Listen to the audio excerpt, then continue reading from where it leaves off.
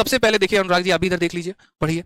ठीक है, अनुराग जी भी एकदम बदमाश हो गए हैं, पढ़ाई वढ़ाई करते नहीं है, घर वालों को शिकायत करनी पड़ेगी। देखिए यहाँ पे तो यहाँ पर हम बात करते हैं ट्रेन के कंसेप्ट की।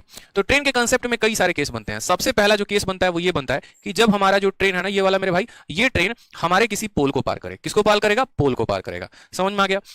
दूसरा वाला केस क्या होता है कि ये ट्रेन मेरे भाई जो है ना, पोल को नहीं पार करे, किसी दूसरी ट्रेन को पार कर लेगा यहाँ पर ये, ठीक है, या फिर किसी ब्रिज को पार कर लेगा, ठीक है, या फिर किसी भी ऐसे ऑब्जेक्ट को या फिर किसी प्लेटफॉर्म को पार कर लेगा। ऐसे बड़ा बढ़िया बढ़िया क्वेश्चन पूछा जाता है, इससे मजा आता है सवालों को बनाने में एकदम। ठीक है, आपसे ऐसा बोल देगा कि एक प्लेटफॉर्म को जो है, मान लीजिए कि ये जो है यहाँ पर इस प्लेटफॉर्म को ये पार कर रहा है, तो केसेस हमारे काफी सारे हो गए। पोल को पार करेगा, या ट्रेन को पार करेगा, या प्लेटफॉर्म को पार करेगा। अब ऐसे ऐसे केसेस में क्या फॉर्मुला लगाएंगे? बच्चा रटते रहता है बेचारा, एकदम दुखी आत्मा बन के किताबों में जो है गड़ाए रहेगा और रटते रहेगा। पूछेंगे काहे रट रहे हो? तो गुरुजी बोले थे रटने को इसीलिए रट रहा। बोले समझाने को नहीं बोले तो नहीं, नहीं समझने को बोले, खाली रटने को बोले इसीलिए रट रहे। अब समझो चुपचाप प्यार से, बड़ा प्यार से समझो। देखो ट्रेन जब है ना, तो ट्रेन की भैया अपनी रफ्तार होती है, सीधी सी बात है, और ट्रेन की अपनी लंबाई भी होती है। मैं बस आपको एक टेक्निक सिखा रहा हूं, उस टेक्निक के माध्यम से आप अपना इक्वेशन खुद बना सकते हैं। और टेक्निक क्या होगा आपका? स्पीड बराबर डिस्टेंस अपॉन टाइम। अब यहां पर ये तो हर किसी को पता है, बोलोगे नया क्या बता दिए, तो इसमें नया हम आपको ये बताएंगे कि देखिए यहां पर जब भी आप कोई भी केस लेंगे ना दुनिया में, रिलेटिव स्पीड का आप कोई भी केस लेंगे, तो आप उसमें दो बातों पर ध्यान देना, और दो बातों पर ध्यान का देना, या उल्टा ऐसे भी लिख सकते हो, टाइम बराबर डिस्टेंस अपॉन स्पीड।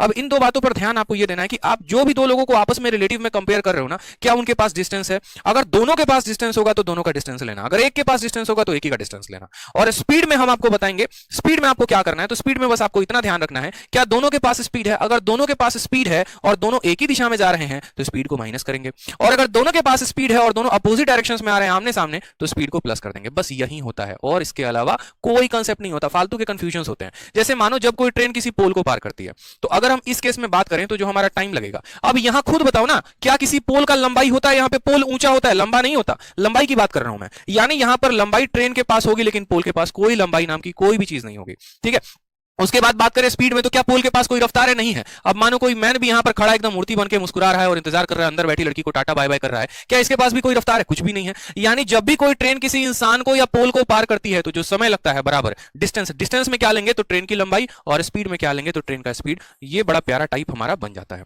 अब इसी में अगर मान लो ऐसे भी बोले, जैसे वो कहानी नहीं सुनी, मैंने मरे हुए हाथी को चलते हुए देखा, यानी कहने का मतलब ये है कि हाथी मरा हुआ था और हम चल रहे थे और तब हम उसको देखे। सेम तरीके से यहां पर इस ट्रेन ने इस इंसान को चलते हुए देखा मानो। अब जब ये व्यक्ति चलेगा ना, देखो जब तक ये स्थिर है तब तक इसके पास कोई चाल नहीं है, लेकिन जब ये चलना शुरू करेगा तो दो दिशाओं में चलेगा, या तो ट्रेन को देख के भागेगा या ट्रेन की तरफ आएगा। गुस्सा आया तो ट्रेन के सामने आएगा, ठीक है, और जिंदगी प्यारी है तो ट्रेन से दूर भागेगा। जब ये ट्रेन की तरफ आएगा ना, तो इसके स्पीड को क्या करोगे? जोड़ दोगे, speed of train plus speed of man. और जब यहां से दूर भागेगा, जब एक ही दिशा में जाएगा, तो स्पीड को घटा देना। तो यहां पर दो केस बनते हैं। पहला केस बनता है जब आदमी स्थिर होता है, और दूसरा केस बनता है जब आदमी भाग रहा होता है। ठीक है, अब बात करते हैं यहां दूसरे नंबर केस की। जब मेरे भाई कोई भी ट्रेन किसी प्लेटफॉर्म को या फिर किसी पोल को या फिर किसी ब्रिज को, पोल नहीं, किसी प्लेटफॉर्म को या किसी ब्रिज को पार करती है। अब जब ये प्लेटफॉर्म या ब्रिज को पार करेगी ना, तो इसके पास भी लंबाई होगा और इन दोनों के पास भी लंबाई होगा। होगा कि नहीं होगा? तो बोलोगे हाँ गुरुदेव। तो उस केस में जो टाइम लगेगा वो क्या लगेगा? डिस्टेंस के केस में दोनों के पास लंबाई है, तो दोनों का लंबाई लो, यानी बोलोगे ट्रेन का भी लंबाई लेंगे और प्लेटफॉर्म का भी लंबाई लेंगे। स्पीड की बात करते हैं। कभी आपने देखा प्लेटफॉर्म को भागते हुए, ब्रिज को भागते हुए? नहीं भागते हुए, यानी इनके पास रफ्तार नहीं है। किसके पास है? बस ट्रेन के पास है। तो यहां पर स्पीड की जगह पे स्पीड ऑफ ट्रेन ले लेंगे। समझ में आ गया बात यहां पे या नहीं आया? बोलोगे हाँ सर समझ में आ गया। अब बात करते हैं तीसरे नंबर केस की।